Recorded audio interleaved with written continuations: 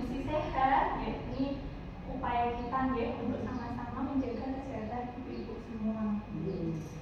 Terus biasanya komplikasi diabetes itu juga ada di gangguan mata ya. Mungkin dulunya normal-normal aja ya, tapi ternyata makin lama ada gangguan mata, kabur gitu kelihatannya. Terus ada juga gangguan di jantung, terus ada kemungkinan gangguan di syarafnya, jadi mungkin ada kesemutan, terutama di kaki, tangan, jari-jari gitu ya. Itu memang apa nih ya, kemungkinannya seperti itu gitu, kemunduran fisik dari diabetes. Terus ada juga penurunan berat badan ya. Mungkin dulu ibu-ibu berat badannya 65 seger gitu ya, tapi seiring berjalannya waktu karena diabetes bisa menyebabkan penurunan berat badan juga. Terus selanjutnya gangguan pencernaan ya. Jadi diabetes itu juga bisa menyebabkan gangguan pencernaan ya Bu ya, atau diare atau bahkan sembelit ya, mau pup susah gitu bisa juga.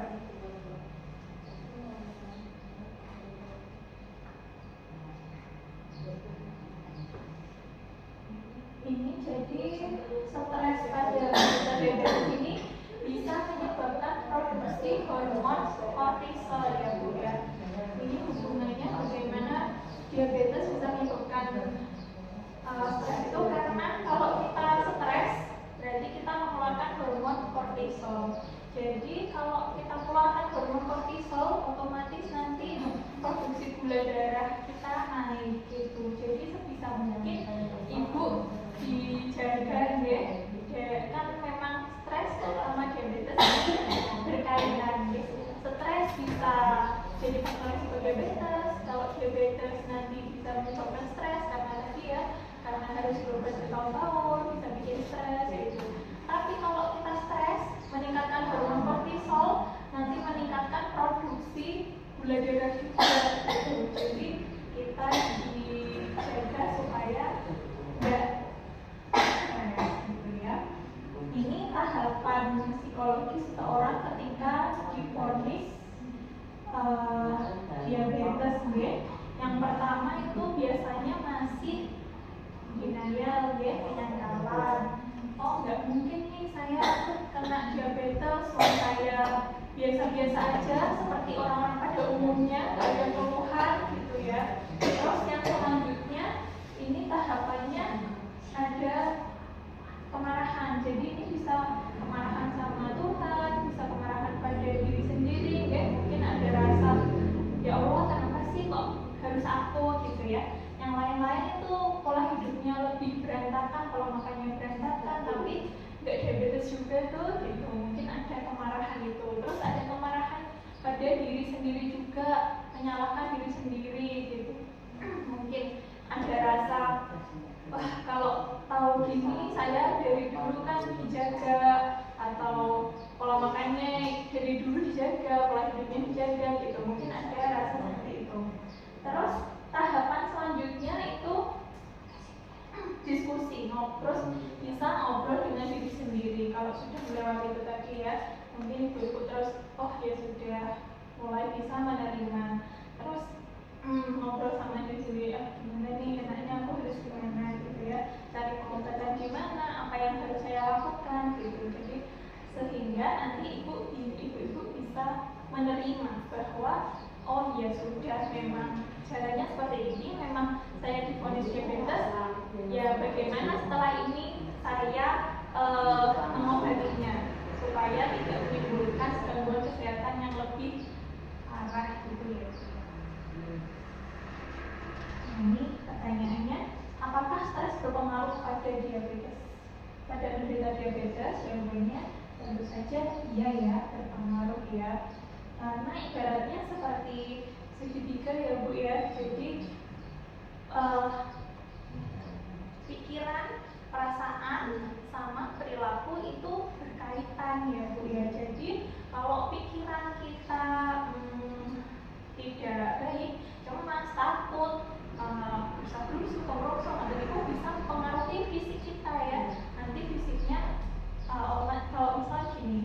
misal ibu stres ya, kepikiran, cemas gitu, pasti tekanan darahnya naik gitu, sering gitu ya Bu ya. Nah, tekanan darah naik itu salah satu bukti bahwa pikiran itu sangat berpengaruh kepada kesehatan fisik ibu-ibu. Nah, ini stres itu normal deh, namanya hidup ya, apalagi ibu sudah menjalani hidup yang sudah jauh lebih lama daripada saya deh, pasti ya namanya stres itu normal ya Bu ya. Siapa sih yang bisa bahagia terus kan? Nggak mungkin ya. Mau yang sekaya apapun, mau yang jabatannya setinggi apapun, itu kan nggak mungkin kalau kita bisa bahagia terus ya. Pasti ada stres-stres sedikit, pasti ada ya, nggak mungkin kalau nggak ada ya. Tapi kan bagaimana cara kita supaya tidak terlalu lama, stres itu supaya nggak terlalu lama dan nggak terlalu berlarut-larut gitu.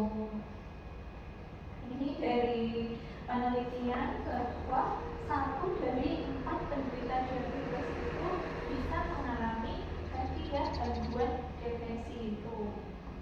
Nah, ini faktornya ada beberapa. Kenapa? Ini faktor yang pertama dari individu itu sendiri. Jadi ada orang-orang yang rentan depresi. Rentan depresi itu yang gampang lumpuh gitu. Kalau ada apa-apa tuh, ada sedikit apa gitu, misal diceritani anaknya pulang misal gini, anaknya pulang malam gitu aja. Nanti ada orang-orang yang anakku kok belum boleh gitu, kok nggak pulang-pulang, kemana, ngapain, sama siapa gitu. Ada orang yang seperti itu. Tapi ada juga orang yang ya wis lah, wis gede gitu ya, terus sudah percaya sama anaknya, nanti juga waktunya pulang juga akan pulang. Kalau memang khawatir ya dihubungi aja, kalau sudah dijawab, oh ya Bu, nanti saya jam 10 pulang, ya sudah gitu. Ada yang memang orang-orang yang tingkat rentan depresinya tinggi sama yang tidak gitu ada. Terus faktor yang kedua yang mempengaruhi itu tergantung bagaimana kemampuan mengelola stresnya. Kayak tadi ya, kalau kita sudah merasa stres itu tergantung bagaimana kita mengelolanya. Nopo dibiarkan, nopo semakin diratapi gitu ya. Aduh aku sakit, aku udah nggak ngapa-ngapain, udahlah aku di rumah aja, aku ngurung diri ya. Ada juga yang cara mengelola stresnya ya sudah main sama anak cucu, keluar, ngobrol sama teman-teman gitu. Terus yang ketiga yang mempengaruhi juga itu gen ya. Jadi ada gen itu keturunan gitu ya. Oke, jadi ada memang faktor keturunan yang bisa meningkatkan kemungkinan depresi. Jadi mungkin bapak ibu-ibu dulu, apakah ada yang gampang stres juga gitu, apa-apa sedikit dipikir, apa sedikit dipikir gitu. Nah itu juga bisa mempengaruhi. Terus yang keempat, faktor lingkungan. Bagaimana lingkungan ibu dalam mendukung pengobatan dan juga pemantauan sakitnya ibu gitu ya. Jadi mungkin suaminya, istrinya, anak-anaknya bagaimana gitu kan. Kalau misalnya suaminya itu selalu mengingatkan, anak-anaknya peduli gitu ya, itu juga bisa mengurangi kemungkinan stresnya gitu ya. Terus yang kelima, pola hidup sehat. Ini ada beberapa pasien diabetes yang sudah divonis diabetes terus menjaga. Nah, saking menjaganya jadi sampai stres gitu ya. Jadi sampai bingung terus mau makan apa ini saya gitu ya. Ini kita itu kan